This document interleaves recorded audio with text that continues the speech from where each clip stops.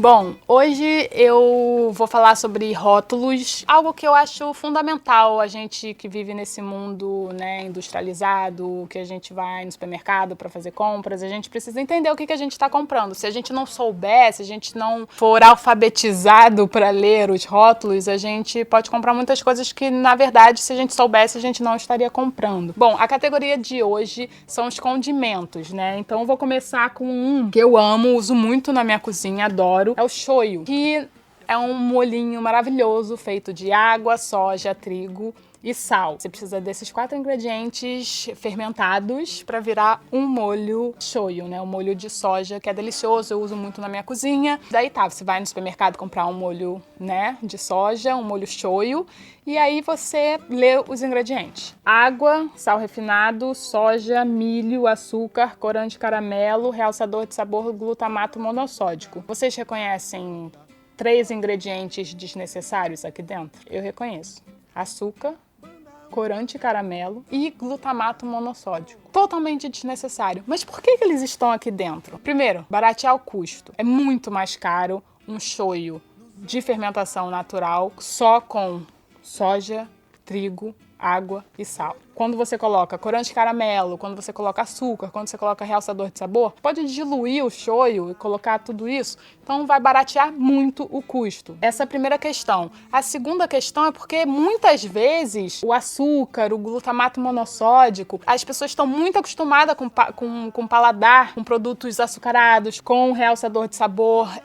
A pessoa que está acostumada a comida muito industrializada, a comida junk e tal, gosta disso, né? Vai achar um shoyu de fermentação natural, maravilhoso, talvez ruim. Então também é questão de educar o paladar. E esse daqui, no caso, ele é feito com milho no lugar do trigo, para ficar um molho sem glúten. Isso não é tão ruim. É só para vocês saberem que o original é feito com trigo. Ah, e uma coisa que me perguntam muito, a questão do sódio, né? Nesse daqui, a quantidade por porção aqui indicada são 15 gramas, né? Uma colher de sopa, você teria 855 miligramas de sódio. É bastante coisa. Sendo que o recomendado pra gente, pela Organização Mundial de Saúde, são até 2.000 miligramas de sódio por dia. É isso, assim, se você compra um shoyu de fermentação natural, você vai ver o sabor é muito intenso, então uma gotinha já faz toda a diferença. Aqui, talvez você precise de uma colher para dar aquele sabor que você quer, então obviamente você vai estar consumindo muito mais sal. Agora vamos partir para outros, ketchup e mostarda. Ketchup também é uma coisa que dá para você fazer em casa, você precisa só de tomate, açúcar, vinagre, sal e um pouquinho de especiaria, se você quiser. Esse daqui tem polpa de tomate, açúcar, vinagre. Por enquanto tá bom, hein? Sal, aroma natural de ketchup. Pô, aí,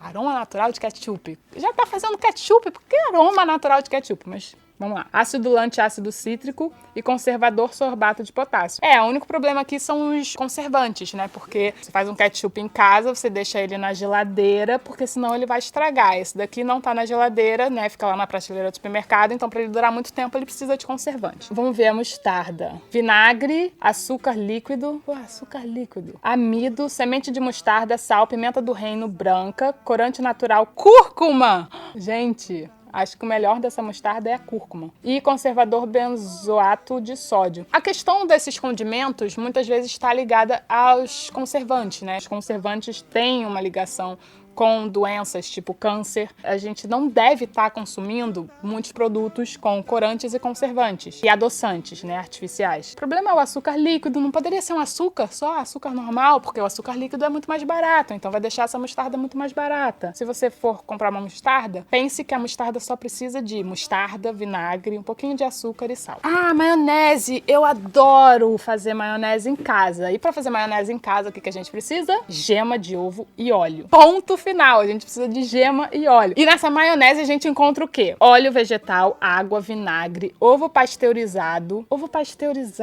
sal, açúcar, suco de limão, conservador ácido sórbico, antioxidantes, blá blá blá blá blá blá blá blá blá, e ácido cítrico sequestrante. Cara, esse nome é uma sacanagem, né? Sequestrante EDTA, cálcio disódico, corante natural, páprica e aromatizante. Pra maionese durar na prateleira do supermercado, eles colocam um ovo pasteurizado, eles colocam vários conservantes e colocam açúcar, porque o açúcar, obviamente, ele realça o sabor das coisas, assim como o sal, né? Porque você misturando gordura, sal e açúcar, você faz um produto ficar com sabor, assim, completamente viciante que você não encontra naturalmente na natureza. Então, você faz uma maionese caseira, o sabor é muito diferente de uma maionese dessa daqui. Presta atenção, vai comprar uma maionese que ela tenha só óleo e gema de ovo. E se precisar, um pouquinho de água e sal e